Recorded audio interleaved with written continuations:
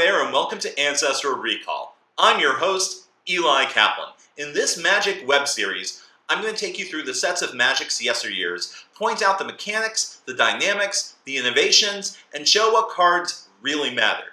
If you're an EDH or casual player, I'll point out the gems and unusual but fun cards that can spice up the game, and I will make critical arguments that will explain why these sets are so crucial and important, or helpful or unhelpful for the game as a whole.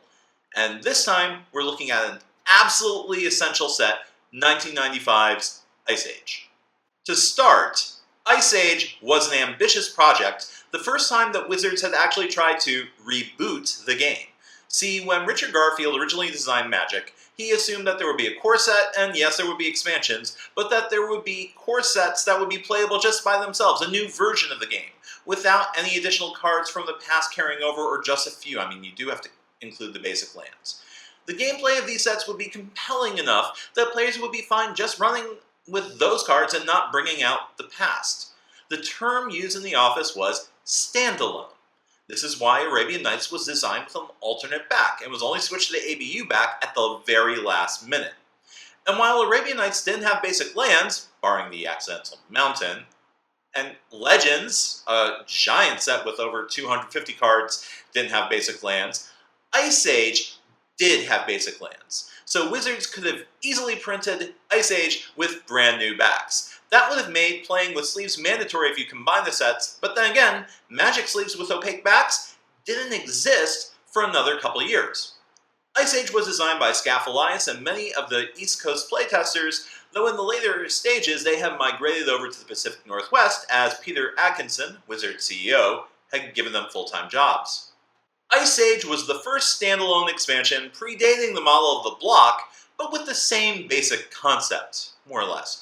Unlike any other expansion at that point, not counting Arabian Nights as I mentioned, Ice Age had new basic lands with brand new art, and these lands were black bordered to boot.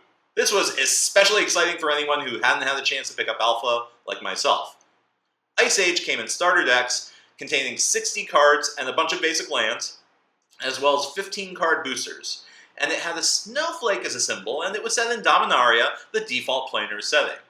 Ice Age reprinted many core Magic staples with brand new art. Some of these reprints have the same card name as in Counterspell, the Circles of Protection, the Swords of Plowshares, Dark Ritual, or Giant Growth, but other reprints bore new names, such as Findhorn Elves instead of Llanowar Elves, or Azuran Spellcaster instead of Prodigal Sorcerer. This allowed deck builders to have 8 functional copies of some staple cards as opposed to 4, and that was huge. Some of the new arts on old classics were awesome. This Counterspell definitely beats the original. Other choices, well, let's just say that the first foil Icy Manipulator that was printed using the Ice Age art didn't inspire fans to run out and pick it up. That thing is ugly as sin. Ice Age has a very notable and much welcomed innovation, foil booster wrapping.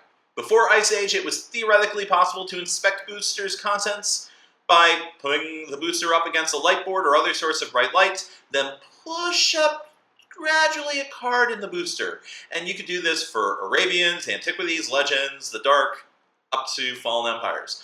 Ice Age's wrapper was thin yet attractive, with actual card art on it as opposed to the simple logos and letters of previous boosters. This was a major improvement in visual appeal. Without getting into the issue too much, I'll get into it more next video, but I do want to preface this by saying that while Wizards made great ado about Ice Age being a standalone set, Magic players didn't buy it. They saw Ice Age as a bunch of new cards to mix their old cards with. The people in Renton quickly figured out not to argue with the player base on this subject, because, maybe 50 people in Washington State versus hundreds of thousands of players around the globe, you're not going to win an argument that way. They did keep rolling out the idea of standalone sets, but Mirage is the set that made it work, thanks to compelling design with limited game in mind. Another thing you want to know about Ice Age is that the set is huge, with 383 cards, 121 each of rare, uncommon, and common cards, in addition to 3 basic lands and 1 snow-covered land of each basic land type. So the chase cards were a lot harder to get, and the less good cards were plentiful, but I'll get to them in a little bit. First, let's take a look at the setting. Story. Ice Age looks at the same section of Dominaria represented in ABU and Antiquities hundreds of years after the Brothers' War. War was ended by the use of the Golgothian Silex, a powerful, world-shattering artifact that blew up so many artifacts and it destroyed much of continents. The Silex even caused the plane's basic laws of physics to change, causing an influx of winter and ice. Winter without end, in fact. Allegedly, the climate shift was made worse by the planeswalkers Tevesh Svat and Leshrac. There were summer thaws, but the winters were more intense and longer. Kingdoms fell, and what remained were nomadic hunter-gatherer societies and a few scattered kingdoms fighting over meager resources in the struggle to feed one's community and stay warm. The downfall of organized society was forecasted in the dark, but the coming winter was represented with Ice Age. The only person who was taking advantage of the decay and gloom was Limdul, the necromancer, who was attempting to harvest the power of great old ones such as Marit Lodge. The reason for the Ice Age was the curse of planeswalker Freyalise, who resented the world for allowing the Brothers' War to occur. There are several great characters introduced in Magic canon in this set. Safi Eriksdottir shows up here, referenced in the text of the Lurgoyf. The Lurgoyf is a very popular creature type that debuts in Ice Age. Jaya Ballard, Taskmate, shows up, and she's a wonderful deadpan snarker. I like Chandra Nalaar as much as the next person, but Chandra owes so much to Jaya Ballard. Arkham Dagson is this era's master artificer, though he has disdain for actual creatures of metal. I just wish that there had been another bomb by Norin the Wary. I like Norin a ton. And that's it for the story. There isn't a ton of flavor text on Ice Age cards, because the text boxes in the set are so frequently full of goddamn words. Ice Age has so many cards with microtext, it's not even funny. The best example of this is Balduvian Shaman. Man, everyone who talks about Ice Age and criticizes the amount of text, they go to Balduvian Shaman. Because, well, I mean, it's a great example.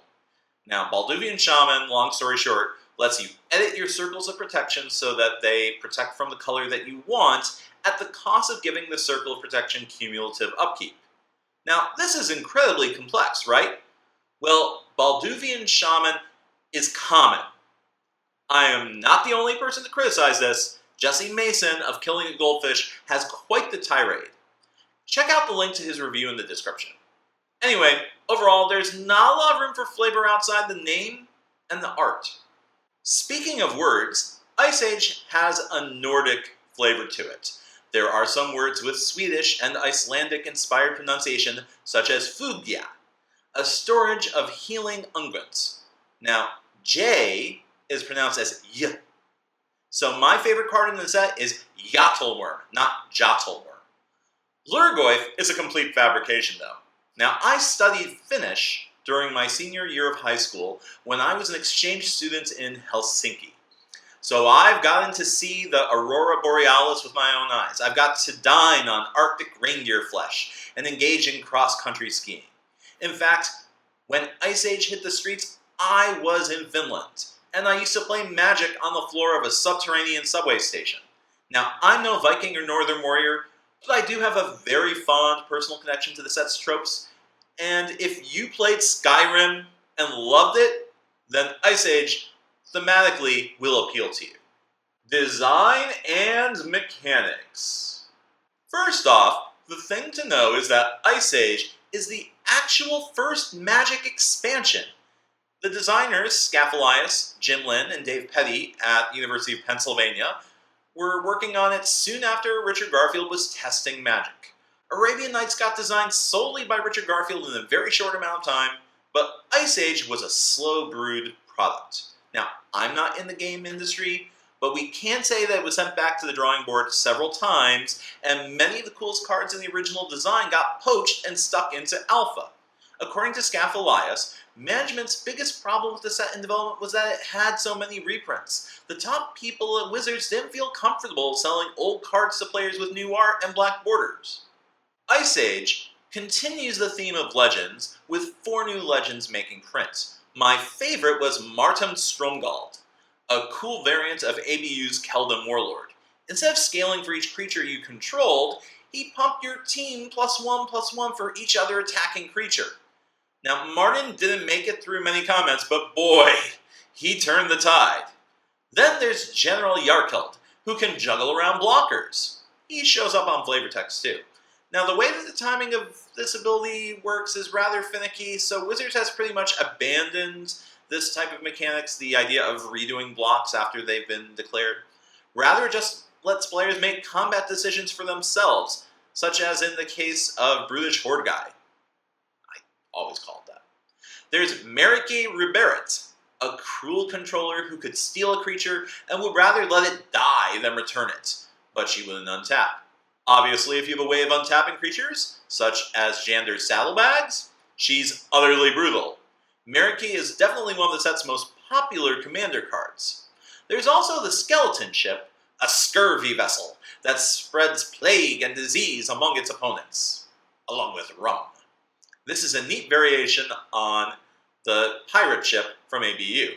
However, this ship of pirates couldn't actually deal damage to opponents, unlike its predecessor. And while Skaff hasn't been explicit about this, it seems likely that some of these legends got the status tacked onto them in the round of design following Legends release, and I feel that Skeleton Ship is a prime suspect. Ice Age also included snow-covered lands. Snow-covered lands could be used to aid or deter its controller and cause many troubles for players later on when they tried to use snow-covered basic lands in formats when snow lands weren't legal. I mean, a basic land is a basic land, right? Well, not when it's snow-covered. I mean, you can play as many copies of the snow-covered land as you wanted in the decks, so that was legal, but they were not regular basic lands, and so at Friday Night Magics in the 90s and early 2000s, I remember people showing up, new players especially, going through land boxes for free, just putting together lands for their decks, and they say, oh, this one looks cool. So they show up with snow-covered lands in their decks, and enterprising rules lawyers would try to get their opponents disqualified for running cards not legal in the format. This was not a good outcome. But at the time, snow lands posed a challenge. Wizards wanted to be careful with these lands and said that while deck builders could get some benefit from running them, they'd also have significant downside. Wizards had seen the popularity of ABU's dual land cycle and wanted non-basic lands to have consequences, so Thermokarst would gain its controller a life if it blew up a snow-covered land. Woolly Mammoths gained trample if its controller had the snow land, so there's our takeaway and our benefit. Another mechanic that debuted in Ice Age that kept going for quite a while was cumulative upkeep. Cumulative upkeep is exactly what you think it is. You pay a cost for 1 the first time, double that the next time, triple the next time, and so forth. Some cumulative upkeeps cost 2 to start, or a life payment instead. The upside of cumulative upkeep cards was that they had quite powerful effects for the most part, or were just great deals for the time that you had them. The downside was that in the long run, they weren't sustainable. This mechanic is a precursor to Nemesis's Fading and Planar Chaos's Vanishing, which were far superior mechanics while keeping the same theme of impermanence. Cumulative upkeep stuck around for Mirage Block as well, but eventually Wizards decided to just ditch it. It was not evergreen turf.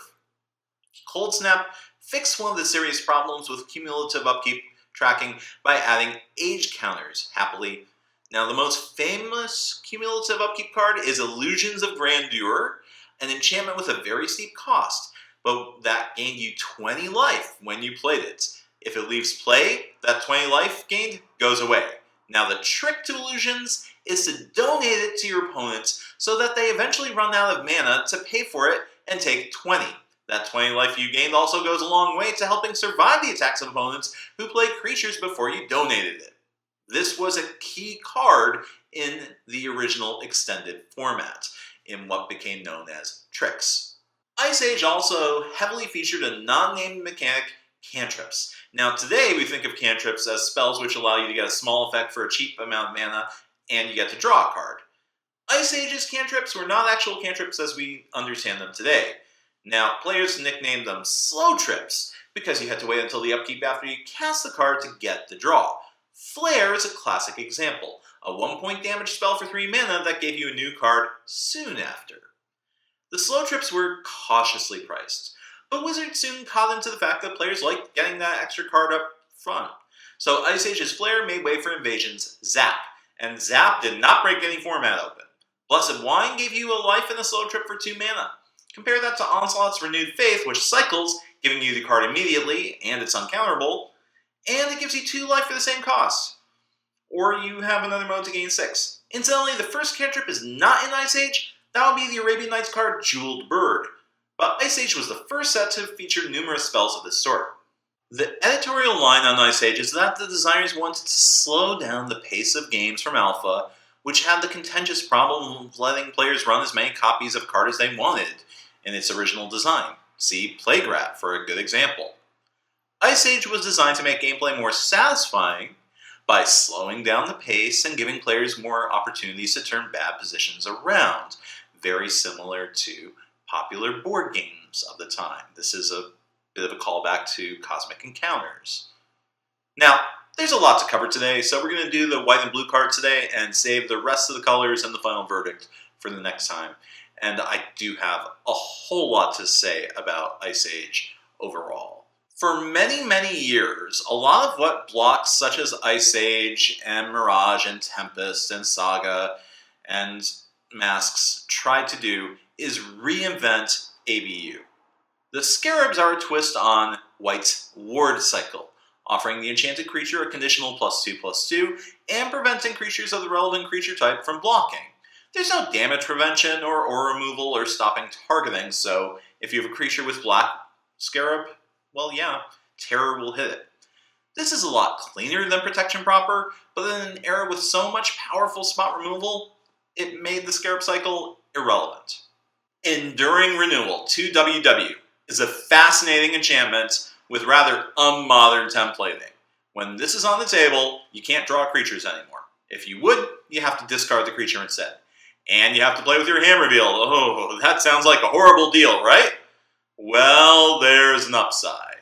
If a creature of yours dies, it goes back to your hand. No mana payments, no losing a draw, nothing.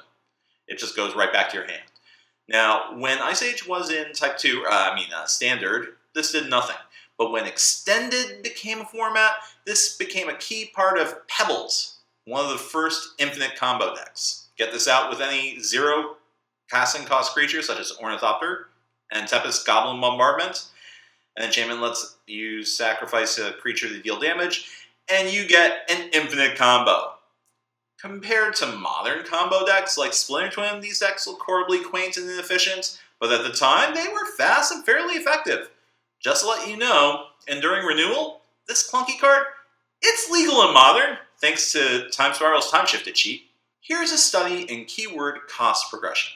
ABU starts off banding with Banalish Hero, and it tacks on flying with Mesa Pegasus, showing flying is worth 1 more mana in this case. Now the Dark's Pikeman showed us that we got First Strike on top of banding for an additional mana. So why not get banding and flying and First Strike for a total cost of 3? Still, yeah, Kjeldren Sky Knight is obscenely overcosted at 2W, but that's the kind of thing that we had to play with in the old days. Seraph. For 6W, well, it's a fun angel that raises the warriors that she slays to fight on her side. That's flavorful. That's a cool twist on Serra Angel. And this is rare, and angels do kind of feel like a creature type that should be rare. But that 7 mana cost and anemic power toughness, yeah, she's unplayable. Please note that when I say she's unplayable, I'm not just talking about from the 2015 perspective, I'm talking about the 1995 perspective. I talked earlier about Balduvian Shaman, and one of the things I do want to point out is that back in 1995, Circles of Protection were a huge part of the metagame. They were a big part of playing white. So this allowed you to main deck Circles of Protection. And when you were playing slower formats, yeah, this is a pretty big deal in Standard. But with that saying, Some people who are new, they just said, oh, well, my opponent's playing with Circles of Protection. I know what I'll do. I'll use Balduvian Shaman to target their Circles of Protection and make them forced to pay cumulative upkeep. Unfortunately for those players, Balduvian Shaman only targets your stuff. So that's out as well. Binding Grasp, 3U, is a bad control magic with a steep upkeep cost, but at least Binding Grasp is fair. Control magic was just underpriced. Now, Binding Grasp is less color dependent, but the upkeep cost is quite significant. At least it's not cumulative, though. Brainstorm. Just talk to any Legacy or Vintage devotee, and they'll tell you about how awesome it is. Articles, and I'm sure books have been written just about brainstorming. Add the hand manipulation to shuffle effects like fetch lands, and you can just pitch bad cards for fresh new ones permanently. Now, Brainstorm, in terms of design, is way less painful than a card I really loathe, Sensei's Divining Top, because it's a one-shot, fire and forget. I hope those of you who got to play with Brainstorm and Conspiracy enjoyed it, because this is where it first shows up. Brainstorm may be the most influential one-mana spell in Magic's history. Glacial Wall, 2U, is one of my favorite pieces of art in the set. It's a decent wall. Enough said. Icy Prison has a cool concept. Sorry, I shouldn't have pun like that, but I mean, it legitimately is interesting. I mean, you're slathering a creature in ice until they disappear from the battlefield. Now, today, exiling is in white, not blue, but the nice thing about Icy Prison is that in multiplayer games, if you're running a little short on mana, any of your allies can choose to pay the upkeep cost for you. Put this in your cube if you want to stupefy people with bizarre cards. Do you want to see one of the most powerful flyers in the game? Illusionary Wall, 4U, is 7/4, flying with First Strike. This guy shuts down the Lord of the Pit. But it has Defender, and worse yet, cumulative upkeep, and so it's a stalling measure and little else. Whee! Fun! Mystic Remora, for a mere U, is a fantastic EDH card, providing players with lots and lots of extra cards over time. Yes, it has cumulative upkeep, but the cost isn't that steep and you'll get a lot of draws from it. Paying 4 mana to overcome its effect is just too steep. I remember playing this card in cube games in Japan and opening a lot of players' eyes. It does what? They said. Since Magic came to Japan after Ice Age, I have so many good memories of people flipping out at how effective the drawing power of this 1-mana enchantment was, I felt like an ambassador with Mystic Remora. Of course, the prophecy staple Ristic Teachings is a spin on Mystic Remora. In the early days, Wizards kept printing bigger and bigger blue rares in the early days. Cards like Island Fish Jasconius, Leviathan, and Polar Kraken from Ice Age was the pinnacle. At 11/11 for 11 mana, this guy was huge and required a cumulative upkeep of, what else? Sacrificing lands. Early Timmies dreamed of swinging with this guy. Now, it's a horrible card by modern standards, even though it's better than Leviathan. But the thing that people loved about Polar Kraken that wasn't the case with Sea Serpent or Island Fish Jasconius was that the Kraken didn't need an island on the other side of the board to attack. And that made so many players forgive it for its myriad sins. Ray of Command is an instant, but it was the first blue instant to temporarily borrow a creature mid-combat. So you could set up brutal blocks with this. Now, it took a while because Ray of Command was reprinted in Mirage, but eventually Red claimed this chunk of design space with Onslaught's Threaten. Sibilant Spirit. Sibilant Spirit is the fixed Mohammed Ijen, the fair Mohammed Ijen, with the same size and converted mana cost. Yes, it's a touch easier to cast, only requiring 1 blue mana. So is that worth the drawback of giving your opponent a card every time it attacks? Nope. This card was developed because blue flyers were just too good in ABU. That doesn't excuse it though. Here's a slow trip. Updraft was a fixed jump, giving a creature flying. Now, the Tempest follow-up gave you the card right away. And despite the attempted upgrade, nobody played Updraft. Oh well. Here's another card with way too much text for what it does. Word of Undoing is Unsung. with some trinket text attached. So if you save your creature which has a ward on it, you get the white enchantment back. If you want to build a cube that has a focus on auras, Word of Undoing is a nice inclusion. But otherwise, I pass. We're going to finish up our cards on a high note. Xur's Weirding. For 3U, this creates a delightful minigame, forcing players to reveal their hands and giving everyone the ability to veto any card draw at the cost of paying 2 life.